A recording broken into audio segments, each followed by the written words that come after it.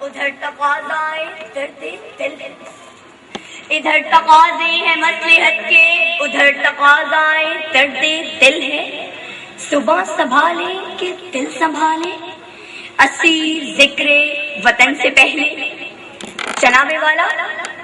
آج کا موضوع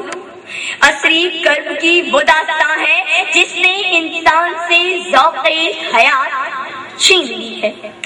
جس کے دامن میں محیط سناٹے اور کار آتے ہیں، جو مرے ہوئے ضمیر کو بھی نشتر لگا دیتا ہے، جھنجھوڑ دیتا ہے اور گہری دبی آوازیں آہوں اور سسکیوں کی صورت میں پکارنے لگتی ہیں کہ وطن تو آزاد ہو چکا ہے، دل و دماغ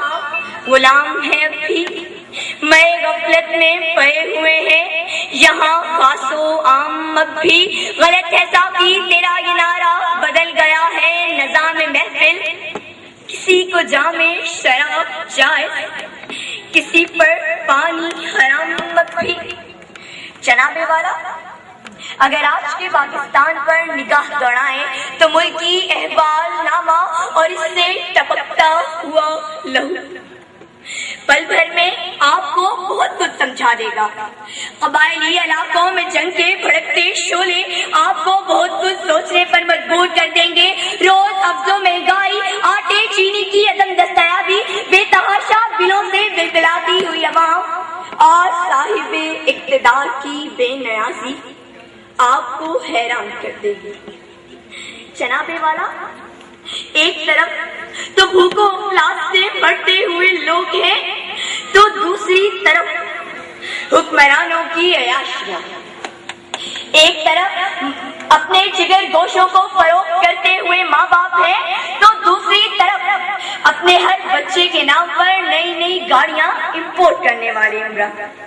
ایک طرف مائیں دھمدھماکوں سے اٹھتے گوشت کے لوتڑوں پر آہو پکا کرتی ہیں تو دوسری طرف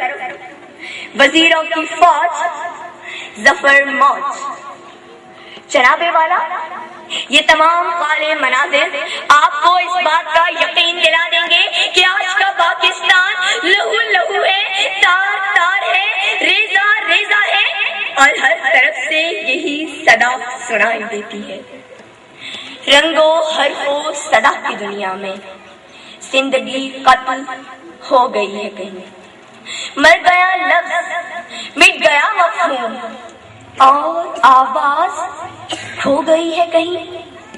جناب والا، بدقسمتی سے ہم ایک ایسے دور میں پیدا ہوئے ہیں جہاں انصاف خریدا نہ جا سکے تو قتل کر دیا جاتا ہے، جہاں الیکشن میں کامیابی کی امید نہ ہو تو وہاں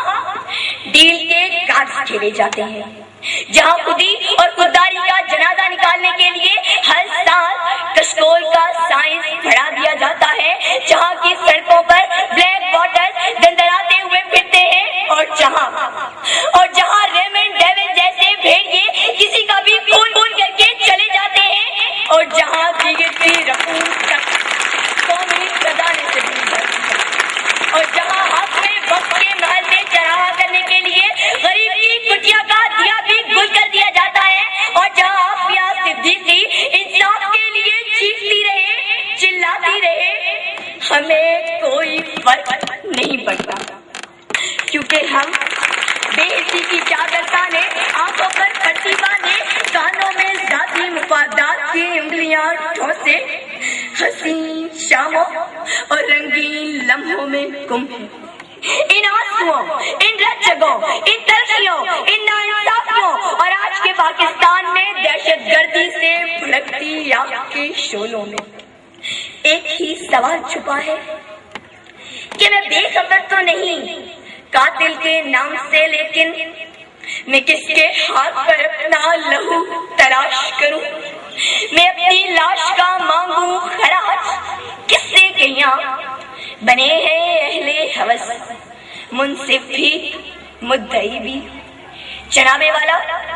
اس سے پہلے کہ یہ سرخ سویرا ظلمتوں کا ہاتھ تھامے ہم پر سورج اور چاند کی روشنیاں حرام کر دے، ہمارا دشمن ہمارے دیش کے تمام گلاب نوچ لے، ساری بستیاں ویران کر دے،